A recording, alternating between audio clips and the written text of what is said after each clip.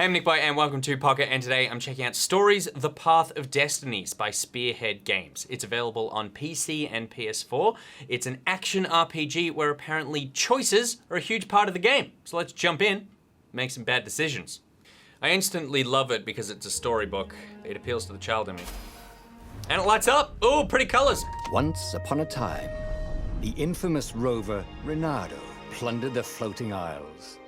Then his mother called him to her deathbed. "Swear to me that you won't die on the gallows," she rasped. Reluctantly, he swore. And he whiled away his days at home with music, cards, and wine. But the Emperor had changed. He'd been good once, a shy, almost humble toad. He'd built universities. I love how toads are always evil in sort of fairy tales and stuff. Mass graves in the woods. They're kind of the least evil thing I can think of, I guess, unless I was like a small Tell that to insect. cane farmers, mate. Oh, political! The ravens had come back with dropships. The kid had fled with one of those books. He was brave and dumb and wanted to join the rebellion. And Reynardo had promised his mother he'd protect him. All right, some kid stole a book, and Reynardo promised the kid's mum that he would protect him. That's all we need to know. Then cane toads are evil. Maybe they just misunderstood. The kid was looking down, watching his city burn. "Sorry, kid," Reynardo told the kid. Sorry, kid. Reynardo told the kid. "My mother died for this book. I promised her I'd protect you." Oh, damn it. The kid had run off. How beautiful is this game? The two ravens were staring at the kid like he was their dinner, which probably was what was in their tiny brains. "Hey," Reynardo said. They cocked their heads at him. "Pick on someone as ugly as you." Wait, that didn't come out right. "For the Emperor!" The ravens cawed and rushed at him. Okay. X to attack. Oh yeah, it's just like Dark Souls. Where'd the kid go? When an enemy is about to attack, left plus X to counter. Countering can interrupt any other action. Yes, countered like a mother. Oof.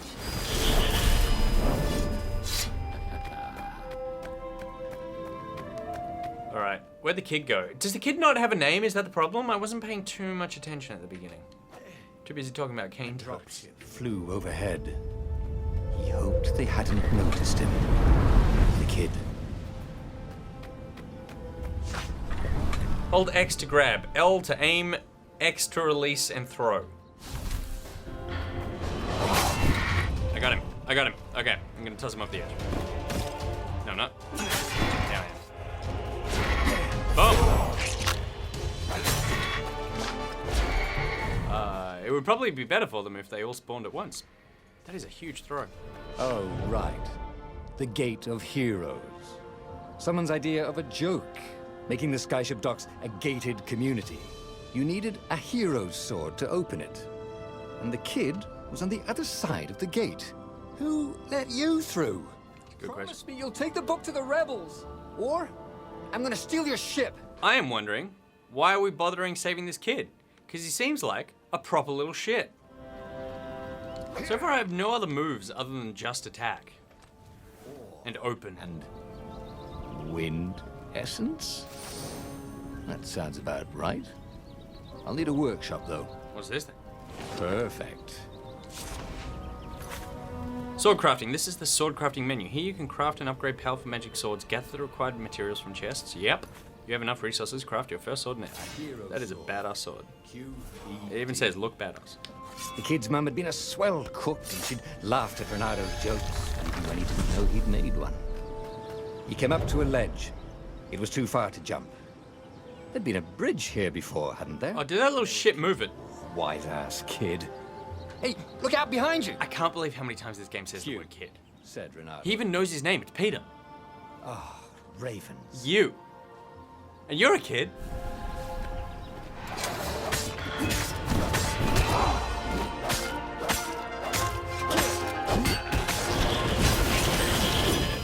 It was time to talk some sense into the kid. Just hook his way across the ledge and chase the kid down. All right. Think. Okay, each time you gain a level, you use a game a skill point. Spend your skill points at the altar scattered throughout. Cool. Hook shot. It was starting to come back to him. Something you never completely Nice. forgot. That was far less clunky than I thought it was going to be. The more he fought, Yes. Good.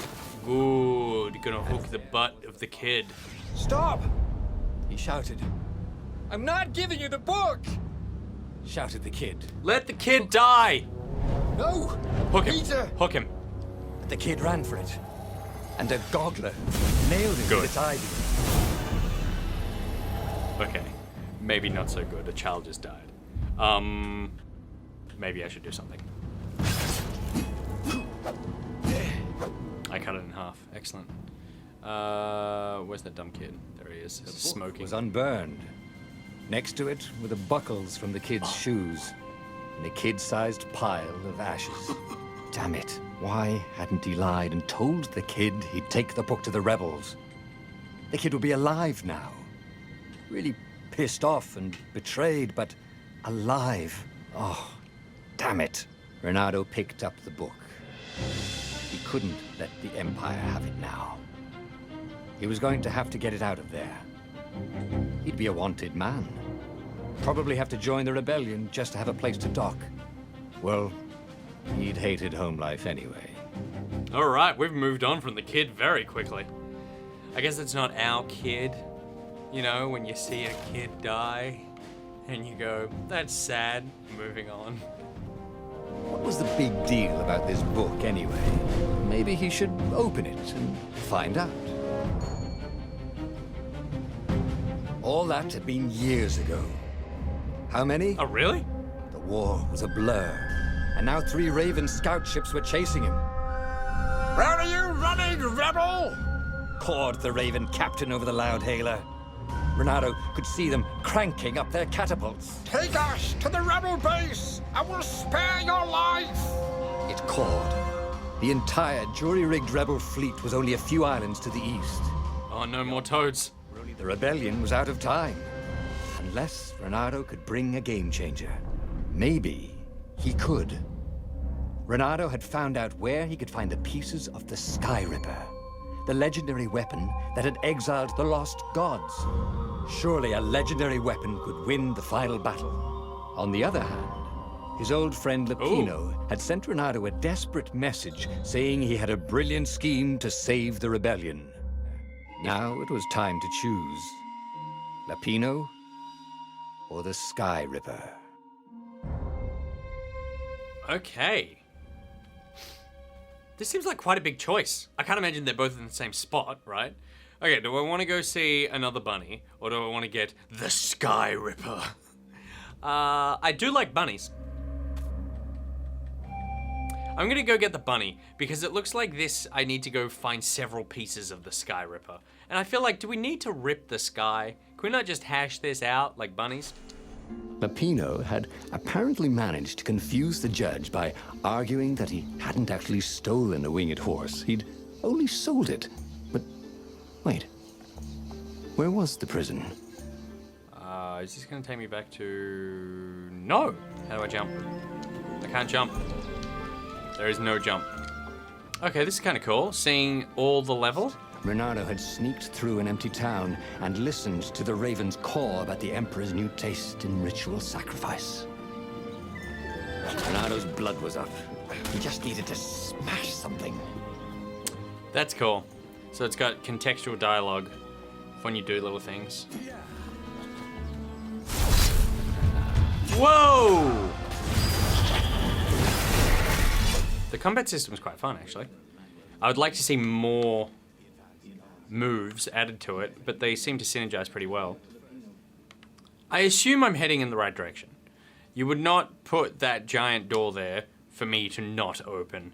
A supernatural dash. Yes, He please. forgot.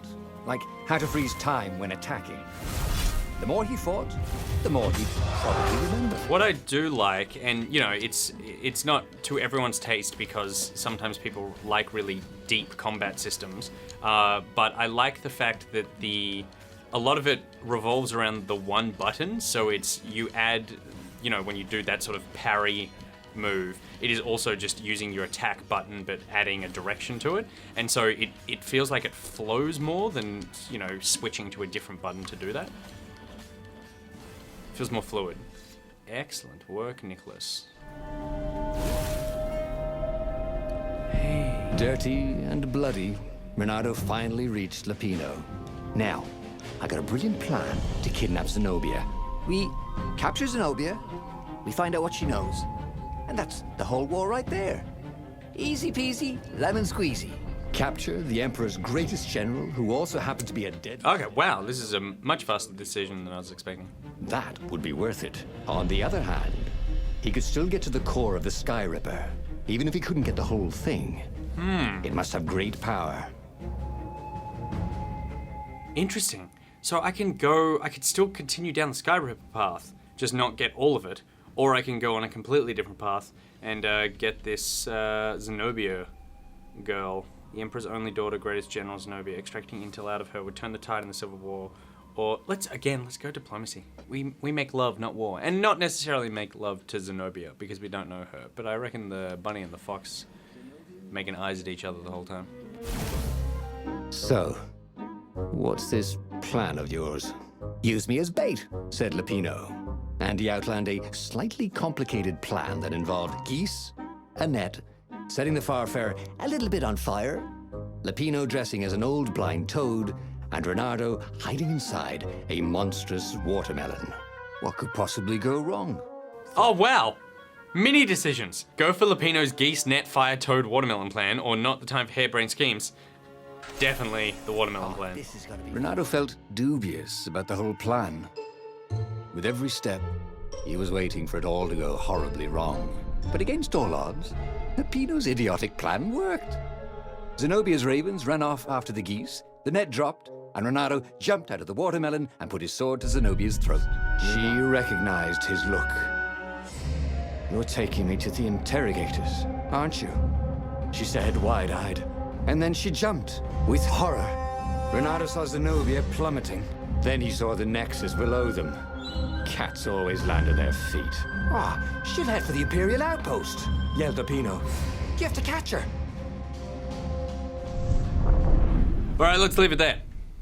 All right, so that is Stories: The Path of Destinies. And it's hard to know how I really feel about this game. I'm not having the greatest time with it. It's not that I'm bored, it just is all quite simplistic. I feel like it's maybe aimed at a younger audience than myself because the gameplay is quite simplistic. There's not a huge amount to the combat. The story is cool. I think that some of the writing's quite funny, some of it's a little on the nose, and the voiceover, I think the voiceover does a relatively good job. Part of the problem is with the actual storytelling, the cutscenes are just pictures in a book, and oftentimes it's just the same picture, and it's the same picture floating there for 15 seconds at a time or something, so it doesn't really hold your attention. So what you end up doing is just reading ahead on the subtitles, and so you're way ahead of the voiceover, and I'm kind of going, okay, come on, let's move this along. I feel like we're kind of dragging here, even though the plot itself is moving quite quickly. The problem with that is it feels like all the interesting things are actually happening in the storybook part. Those things are interesting and I'm like, oh, I want to play that. But instead, what the gameplay actually is you land in a hub world and you just run to one end of it and activate the next storybook. So the game is not necessarily fun. It's the fun stuff you're seeing in a storybook and you're like, that's what I wish the game actually was. So ultimately, it feels like you've got this cool kids storybook multiple choice option tale being woven with kind of a bit dull and boring actual gameplay. And in the end of the day, you would just go, well, why don't you just get rid of the gameplay and make this whole thing an interactive choose your own adventure storybook? Then you can take all the graphics and the style, which I really love, and turn that into sort of interactive cutscenes as opposed to just the pictures in the book. All right, so that is Stories: The Path of Destinies out on PC and PS4. That's it for today's episode of Pocket. My Pocketeers, NichBoy out.